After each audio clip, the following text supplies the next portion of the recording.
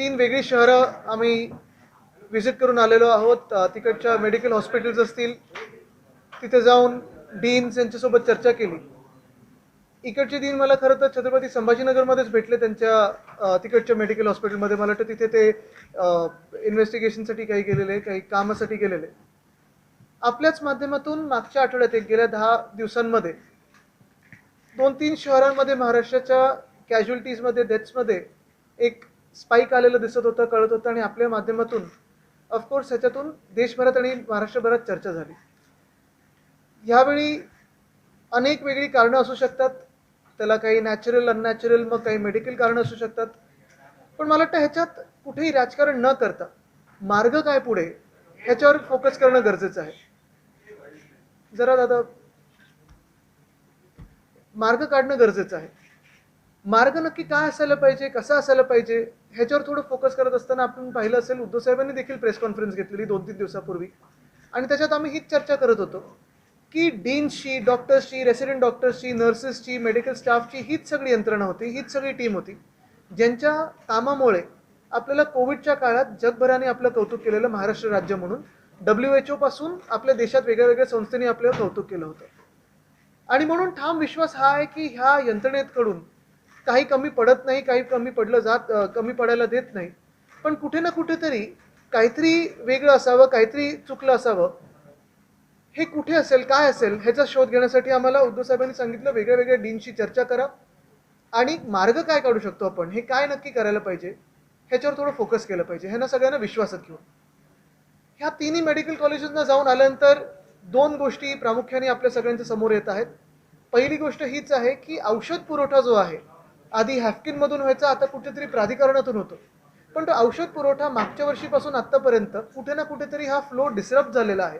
आत्ता पण आम्ही आकडे ऐकत होतो, मला वाटतं इकडेच मागणी होती साधारणपणे 258 ड्रग्सची, जे औषधं असतात त्याची.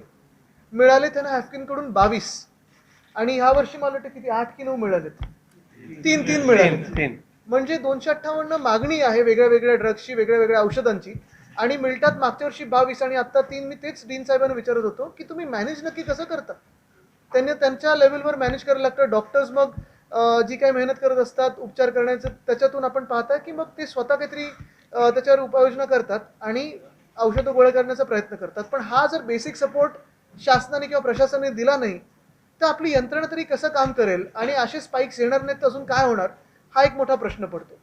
दुसरी गोष्ट म्हणजे जर पाहिलं तर आपण तर नांदेड असेल, इथे असेल, छत्रपती संभाजीनगर असेल आणि इतर कुठच्याही शहरात गेलात तर अजूनही खूप पदं ही रिक्त आहेत. मुंबईत पण परवा मी एक घटना झालेली, मला वाटतं गोरेगावमध्ये आग लागली, तर तिथे ट्रॉमा केअर सेंटरला गेलो, BMC चालवतं, तिथे देखील पदं रिक्त आहेत.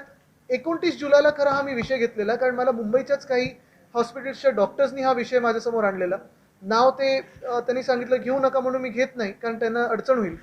पण मुंबईमध्ये देखील BMCची हॉस्पिटल्स असतील, आता ते अर्थात नाकारतील मी बोलल्यानंतर, पण त्यावेळी जुलै आणि ऑगस्टमध्ये एक्सरे फिल्मचा स्टॉक असेल तो कमी पडत होता, औषधं कमी पडत होती, IV फ्लुइड्स असतील हे कमी पडत होते. आणि हे सगळं म्हणजे स्टाफची कमतरता, औषधाची कमतरता, आणि पेशंट्स हे वाढत जातात. खरं जर पाहिलं तर ह्या जून, जुलै, ऑगस्ट, सप्टेंबरमध्ये पावसाळ्याचे जे महिने असतात त्याच्यात व्हायरल फीवर असेल, फीवर क्लिनिक्स वाढवायला लागतात, वेक्टर बॉर्न डिसीज असतात त्याचं नियंत्रण करायला लागतं, मलेरिया, डेंगीसारखे प्रकार वाढायला लागतात. पेशंट दुप्पट किंवा तिप्पट होतात. आणि आपल्या जे शहर आहेत, मध्यवर्ती शहर आहेत, इथे आजूबाजूच्या जिल्ह्यातून पण अनेक पेशंट्स येत असतात, पेरिफेरलमधून रिफर झालेले असतात, वेगळ्या वेगळ्या हॉस्पिटल्समधून रिफर झाले असतात. सरकारी यंत्रणेवर विश्वास ठेवून जे पेशंट्स आपल्याकडे येतात त्यांच्यावर उपचार नीट होणं हे आपल्याला अपेक्षित असतं. मी पुन्हा एकदा सांगेन, आपले डॉक्टर्स असतील, रेसिडेंट डॉक्टर्स असतील, नर्सेस असतील, जे काही करायचं ते पूर्ण 24 तास करण्याचा प्रयत्न करत असतात. पण जे आरोग्य खात्याने किंवा वैद्यकीय शिक्षण खात्याने ह्यांना सपोर्ट दिला पाहिजे, तो कुठे ना कुठेतरी कमी पडतो.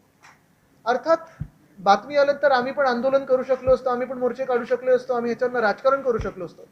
पण मला वाटतं राजकीय वर्गाने एकदा प्रेसमधून ही बातमी आल्यानंतर की अशी सगळी परिस्थिती आहे, कुठे ना कुठेतरी आम्ही पण विचार केला पाहिजे की ह्याच्यात रिफॉर्म्स नक्की काय आणले पाहिजेत. आपण आता मी तीच चर्चा करत होतो की साधारणपणे DPCतून जो फंड येतो तो पुरेसा आहे का. मग DPCच्या फंडसाठी जी काही मागणी असते ती परत त्यांना शासकीय मंजुरी, प्रशासकीय मंजुरी मिळेपर्यंत 1-1.5 महिना 2 महिना निघून जातात. दुसऱ्या बाजूला जे नॉन DPC फंड्स येतात सरकारकडून ते साधारणपणे 70% पर्यंत असतात. तर 40%चं त्यांनी काही काल सांगितलेलं आहे, तोंडी सांगितलेलं आहे, पण अजून आदेश आले नाहीत.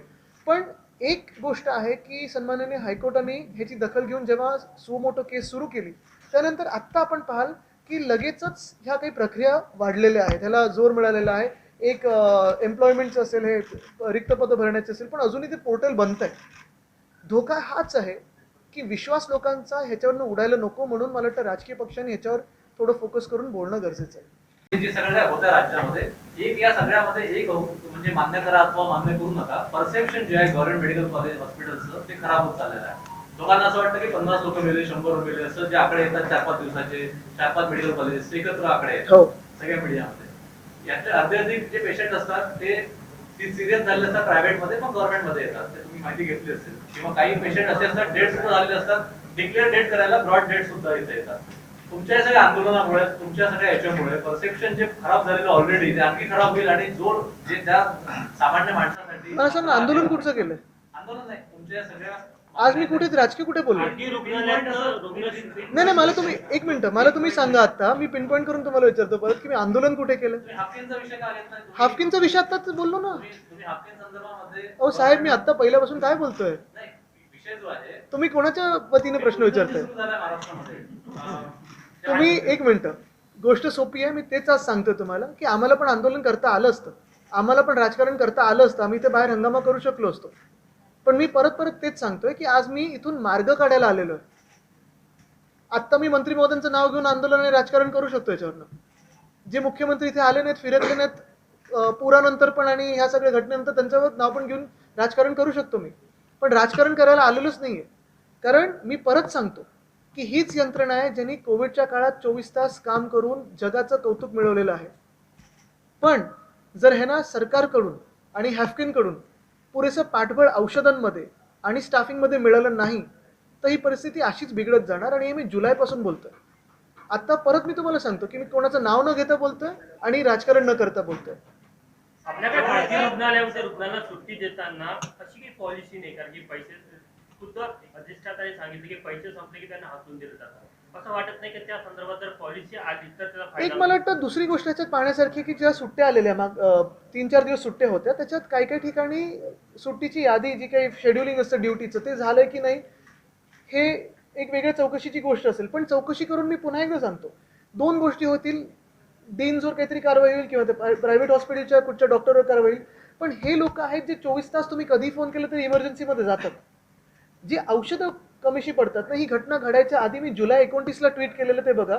औषधाचा पुरवठा हॅफकिनकडून असेल किंवा सरकारकडून असेल, झालं नाही. त्या महापालिकेत, मी मुंबई महानगरपालिकेचे आता जे प्रशासक आहेत त्यांना पण विचारलेला प्रश्न की मूळ मुद्दा आहे की जे काही औषधं लागतात ती आहेत का? आता मी तेच हॅफकिनचं सांगत होतो. मागच्या वर्षी 258 औषधं मागितलेली, 22 आली, यावर्षी 3 आले. तर जर पाठबळ जे लागतं या डॉक्टर्सना तेच दिलं नाही. तर मी परवा आपल्याच माध्यमातून पाहिलं, चंद्रपूरमधली एक व्हिडिओ आला माझ्याकडे. गव्हर्नमेंट हॉस्पिटलमध्ये सांगितलं जातंय की तुम्ही प्रायव्हेट कुठच्या ह्याच्या दवाखान्यातून औषधं घ्या. तर ही जी परिस्थिती आहे ना, ह्याच्यावरनं लोकांचा विश्वास उडायला लागेल. आणि म्हणून कुठे ना कुठेतरी ऍडमिनिस्ट्रेटिव्ह रिफॉर्म्स आपल्या ह्या मेडिकल कॉलेजेसमध्ये आले पाहिजेत. डीन्सना जास्ती पॉवर्स दिल्या पाहिजेत. डिसेंट्रलायझेशन झालं पाहिजे. मला वाटतं ह्याच्यावर चर्चा होणं गरजेचं आहे. पण या सगळ्यामध्ये आता जे आकडे मृत्यूचे आकडे त्याच्यामुळे मेडिकल प्रशासन सांगताय की वेळेवरती जे रुग्ण खासगी मधनं इथे येतात त्याच्यामुळे ताण जो वाढतो आणि शेवटच्या घटकेला जर व्हेंटिलेटरवर असेल तर तिकडे पाठवतात. तर त्याच्यावरती काहीतरी करणार आहे का? म्हणजे त्याच्यावरती काहीतरी मार्ग काढावा असं तुम्हाला वाटतं का? बघा, ह्याच्यात 2 गोष्टी आहेत. एक, कारण दाखवायची तर 100 दाखवू शकतात. पण पुन्हा एकदा मी सांगतो की ह्याच्यात कुठेही कोणाला दोषीच्या ह्याच्यात न उभं करता माझा मुद्दा हाच राहील की ते झालं, त्याच्यावर चौकशी तर चालू झालेली आहे, हायकोर्टाने स्वतःहून घेतलेली केस. पण पुढे काय, म्हणजे जे झालं त्याच्यावर एक तर चौकशी होणं गरजेचं आहे, त्याच्यात सखोल चौकशी होणं गरजेचं आहे. पण पुढे हे जे विषय आपल्याला 2 नाही 10 ठिकाणी जर तुम्ही गेलात तर हेच 2 विषय येतील, रिक्त पदं आणि औषधांचा पुरवठा जो होत नाहीये. आता प्राधिकरण, मला वाटतं परवा टाइम्स ऑफ इंडियामध्ये वाचलं की 700 कोटी त्या प्राधिकरणाला दिलेत, पण अजूनही खर्च झालेले नाहीयेत. जे महामंडळ 2017 मध्ये स्थापन झालं आपल्याकडे, 2017 ते आता 2023 पर्यंत सगळ्याच शासकीय रुग्णालयांना त्यांनी औषध पुरवलं नाहीये. त्यावेळी तुमचंही सरकार होतं, तर तुम्ही त्यावेळेस काय केलं? नक्कीच, पण आमच्याकडे कोविड होता आणि तुम्ही पाहिलं होतं की कोविडच्या काळी कसं काम झालेलं होतं. आकडे खरे आम्ही बोलत होतो, जबाबदारी घ्यायला आम्ही पुढे होतो. काल परवाकडे आरोग्यमंत्र्यांनी काय स्टेटमेंट दिले की त्यांची जबाबदारीच नाही, पूर्ण मंत्रिमंडळ जबाबदार आहे. मूळ मुद्दा हाच आहे की अशा जेव्हा घटना घडतात ना, लोकांनाही माहिती असतं की काही काही घटना ह्या कठीण प्रसंग असतो राज्यावर, पण कोणीतरी पुढे येऊन जबाबदारी घेणं गरजेचं असतं. हाफकिन मुळात दीपक सावंतांनी आणलेलं आहे जुन्या काळामध्ये. जेव्हा आता ते पहिलं- टास्क फोर्सचे अध्यक्ष आहेत. कुपोषण काय झालं कुपोषणाचं? मला एक विचारायचं होतं की तुम्ही 3 हॉस्पिटलला व्हिजिट दिल्यानंतर तुमच्या मते तुम्हाला काय वाटतं की कसे रिफॉर्म्स असायला पाहिजे, काय असायला पाहिजे? 2-3 गोष्टी आहेत. तुम्हाला एक उदाहरण जी. देतो की जसं नर्सेस रेशो हा वर्षानुवर्ष तुमचं सरकार हो. असेल, त्याच्या आधी तुमचं सरकार असेल, अजून कोणाचं असेल, एक नर्स ही आयसीयू मध्ये काम करते. आयसीयू मध्ये एका पेशंट मागे एक नर्स लागते बरोबर. आणि नर्स इज द बॅकबोन. तर हे सगळं जोपर्यंत जिथे जीवाशी खेळ आहे, तुम्ही all state government can have lack of staff, पण हॉस्पिटल सारख्या ठिकाणी असं का बरं? नाही, 2-3 गोष्टी आहेत. तुम्हाला सांगतो, मी जे काही आता ऑब्झर्व केलं ह्या 3-4 हॉस्पिटल्समध्ये, आणि मी जुलैपासून जे बोलत आलेले ते, पहिली गोष्ट म्हणजे डीन्सवर जास्ती विश्वास ठेवून मला वाटतं त्यांना जास्ती ॲडमिनिस्ट्रेटिव्ह आणि फायनान्शियल पॉवर्स दिल्या गेल्या पाहिजेत. त्यांना तिकडच्या तिथे जसं आपण डॉक्टर्सना इमर्जन्सी सिच्युएशनमध्ये निर्णय घेण्याचा आपण अधिकार देतो स्वतःबद्दल, तसं ह्या मेडिकल कॉलेजेसबद्दल किंवा हॉस्पिटल्सबद्दल MS असतील किंवा डीन्स असतील किंवा जे काही पदं निर्माण करायची असतील, पण ती पदं एक तर भरणं गरजेचं आहे. दुसरं म्हणजे त्यांना अधिकार जास्ती दिले पाहिजेत, औषध खरेदीपासून सगळे. दुसरी गोष्ट म्हणजे जो काही आता फीडबॅक आला ना, इथेच मला वाटतं 20 कोटीचं रोबोटिक सर्जरीसाठी प्रस्ताव मागच्या वर्षी गेलेला, तो अजून त्याच्यावर पुढे काय झालं नाही, फंड लॅप झाला. आत्ता परवाच्या हायकोर्ट ऑर्डर नंतर सांगितलंय की फंड ट्रेजरीतून परत मेडिकल कॉलेजला द्या. प्रशासकीय मान्यतेला जी वेळ लागतो ना, की का, कशाला, गरज आहे का, ते मला वाटतं आपण जास्ती ह्या डॉक्टर्सवर आणि डीन्सवर विश्वास ठेवणं गरजेचं आहे. तर ते पहिली एक गोष्ट आहे.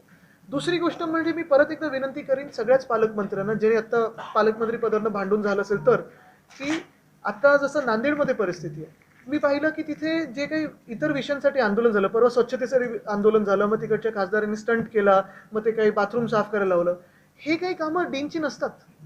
पण जी काही मागण्या त्यांनी केलेल्या आहेत ना, कचऱ्याचं विलगीकरण असेल, कचऱ्याचं उचलण्याचं असेल, ते महापालिकेवर तिकडच्या MOU झालाय, पण महापालिका काम नाही करत आहे. तिकडचं गटाराचं पाणी साफ करायचं आहे किंवा गटार साफ करायचं आहे, पण ती जी यंत्रणा आहे तिथे काम नाही करत आहे. पोलिसांना सांगितलं बंदोबस्त लावा, पण तेवढा बंदोबस्त पाहिजे तसं मिळालेला नाहीये. मूळ मुद्दा असा आहे की या छोट्या गोष्टींवर जर आरोग्य विभागाने प्रत्येक महिन्यात एक जरी रिव्ह्यू घेतला, तरी इतर ज्या यंत्रणेने काम केलं पाहिजे. जसं आम्ही मुंबईत कसं काम करायचो की साधारणपणे BMC 25 वर्ष हाताळत असताना एप्रिल-मे पासून बैठका सुरू करायचो की ह्या मॉन्सून जे डिझिजेस असतात, मलेरिया, डेंगी किंवा फॉगिंग करायला पाहिजे का, मग नंतर त्याचं ॲक्शन प्लॅन काय असायला पाहिजे, फीवर क्लिनिक असायला पाहिजे का, ह्या काही गोष्टी बेसिक आहेत. आणि ह्या गोष्टी जर आपण प्रोटोकॉल म्हणून लावल्या, कोणाचंही सरकार असो, पुढे आमचं सरकार असो, कोणाचंही असो, तर मला वाटतं सरकारपर्यंत किंवा मंत्री महोदयांपर्यंत पोहोचण्याची गरजच नाही लागणार. त्या लेवलला त्या विषय सुटत जाईल. असे 2 विषय आहेत. हो.